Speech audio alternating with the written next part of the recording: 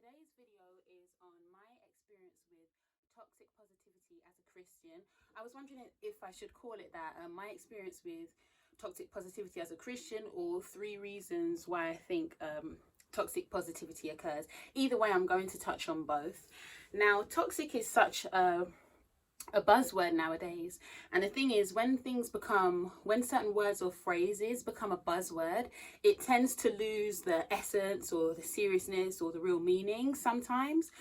So I think that can be something, associated with buzzwords. It's not always a bad thing. I'm not saying every single time it loses the meaning, but just sometimes it can get thrown around and then people forget why it was attached or created to a thought or whatever in the first place. I hope that makes sense. I feel like I'm rambling there, but I hope that makes sense. So first of all, what is toxic? I know you're probably thinking, Charlotte, come on now, basic.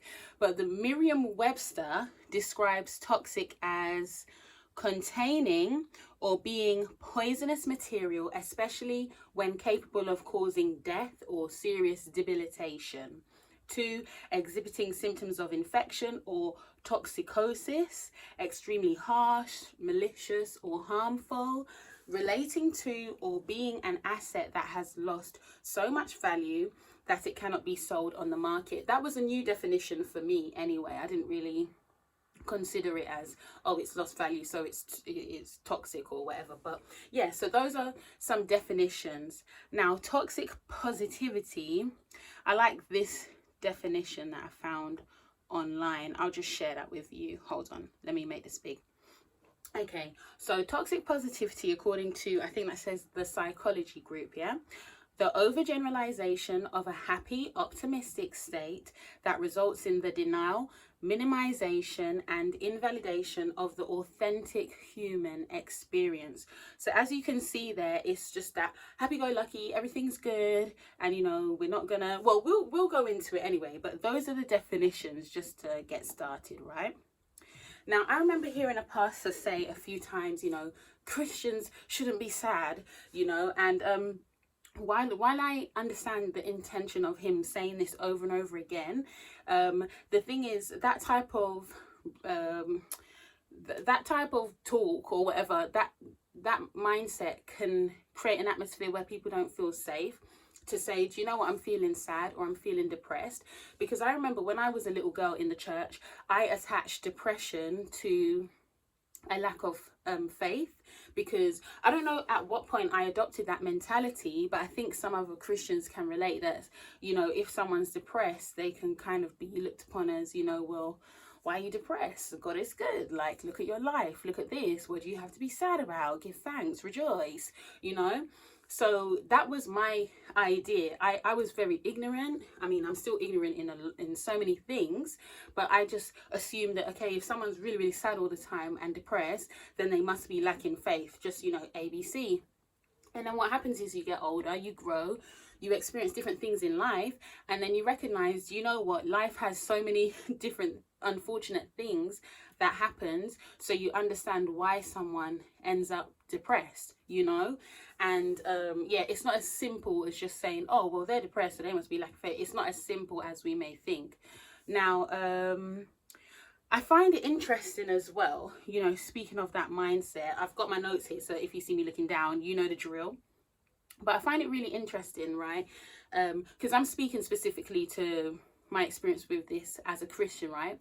Now, I find it interesting that we have this book, the Bible, and it has all of these different people. I don't like to say characters, because I feel like a lot of the time when we say Bible characters, we just think, oh, characters, like it's a play. And no, it's like, no, this is a book about real people's lives and the challenges and the choices, the challenges that they face and the choices that they made, whether good or bad. And as Christians, we have the Bible that is full of all of these, emotions that people go through: betrayal, confusion, fear, anger, what else is there? Anxiety, depression, even, what I mentioned, God, his relationship, yearning for the love of his children, everything. We've got all of these different dimensions. We see these different people in the Bible, all the decisions that they made, the complexities to their character, and then we come to church, or we come together And then our interaction is very like one-dimensional. How are you? Oh, I'm doing good. Oh, I've got the joy of the Lord. Everything's good. Oh yes, I can't complain. I can't complain. I can't complain. Oh yeah, happy Sabbath, happy Sabbath. Oh yeah, everything's good. Oh yeah, going for a divorce, but God is good. God is good. God is good all the time. Do you see what I'm saying? And it's like, it is very unnatural when you look at the fact that God is a very expressive God with how he feels, and then we see all of these different, things that happen in the Bible with these human beings and their relationships, and it's like we come together and we have this one-dimensional experience of just, yeah, I'm good, I'm happy, let's sing songs, let's do this. Oh, you know what I mean? And yes, I would say that is toxic positivity. Now, oh, my phone just blurred. They're saying low battery. Yeah, so basically I want to talk about 3 things that cause toxic positivity. Now, and by the way, I must disclaimer, I'm trying to remember to do disclaimers when I do videos. Me saying that, I'm not saying, oh, all of Christendom is like this. And I have had really good experiences, in my faith, of having those real conversations and those real connections. But I'm also saying that this has been my experience as well, where I've seen a lot of the one-dimensional, oh, God is good all the time, and you're really not feeling that way. But true say, you don't want, it's the facade. Do you know what I mean? It's the fakeness, and it's like, we got to take it deeper. Let's go deeper. So 3 things that cause toxic positivity: pride, a lack of vulnerability. Maybe you like to think of yourself as a strong person, or you like to be perceived as a strong person. Therefore, you find it difficult to really be honest about how you feel. Also, maybe you've built a persona around being happy and motivated. So for example, if I come here every week, let's say, oh, I'm Mrs. Motivator, this is my channel, Motivation Mondays, Tip Tuesdays, Workout Wednesdays, Thoughtful Thursdays, Friday we're gonna have fun. If I came up here with high energy, if I came up here like that, and then all of a sudden one day I say, yeah, for the last 6 months I've been going through depression, you'll be like, huh? So it's like, because you've built up this persona of always giving out 100%, now it's like, oh, how do I show people that I've really been operating at 20? I'm really going through it. So, it's to do with that pride that, oh, this is who I am, this is what I've put out there, and everybody struggles. It's okay, you don't have to do that.